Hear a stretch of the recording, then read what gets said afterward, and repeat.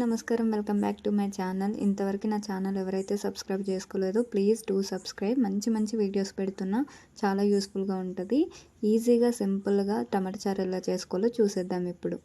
ఈరోజైతే నేను టమాటా చారు చేస్తున్నా. సో మీకు కూడా చూపెట్టాలి కాబట్టి చూపిస్తున్నాను. 1/2 kg టమాటా తీసుకోవాలి, మంచి కడిగి తీసుకున్నాను. దానికి ఇంత సైజ్ చింతపండు తీసుకుంటున్నాను. ఎందుకంటే అన్ని టమాటాలు పులుపుగా ఉండవు, సో పులుపు కోసమని నేను చింతపండు యాడ్ చేస్తున్నా.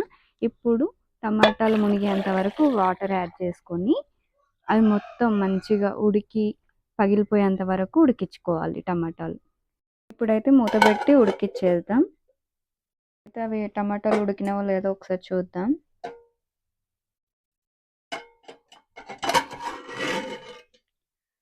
సో మంచిగా ఉడికినాయి అన్నమాట, చూడండి. ఇప్పుడు స్టవ్ ఆఫ్ చేసుకొని మొత్తం అది చల్లబడేంత వరకు వదిలేయాలి. ఇప్పుడు ఇవి మొత్తం చల్లగా అయిపోయినాయి. ఇప్పుడు వీటిని మంచిగా పిసికేసుకోవాలి. దాంట్లో ఉన్న గుజ్జు మొత్తం బయటకు వచ్చేలాగా మంచిగా పిసుకోవాలి.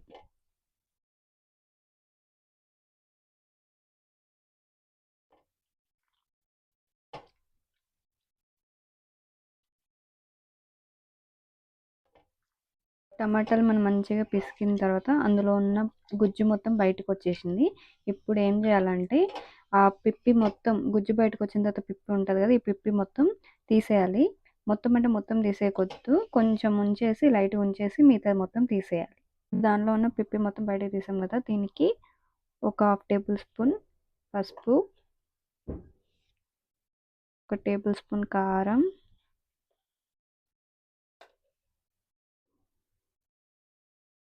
1 టేబుల్ స్పూన్ ఉప్పు, 1 టేబుల్ స్పూన్ ధనియాల పొడి, కొన్ని ఉల్లిపాయలు, కొంచెం కరివేపాకు,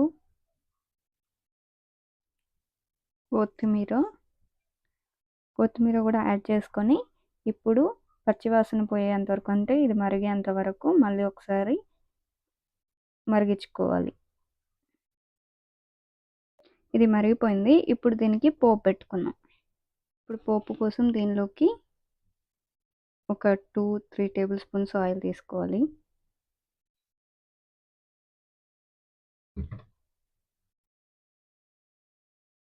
ఆయిల్ వేడయ్యాక 1 టేబుల్ స్పూన్ జీలకర్ర,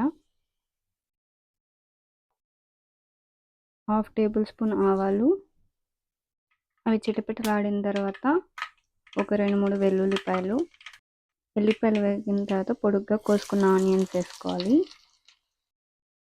ఆనియన్స్ తర్వాత ఎండుమిర్చి,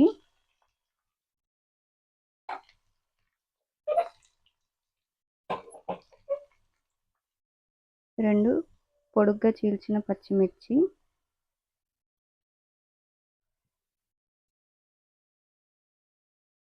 కొంచెం కరివేపాకు,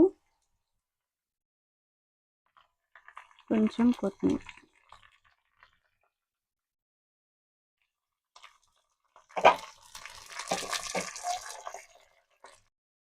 టేబుల్ స్పూన్ పసుపు.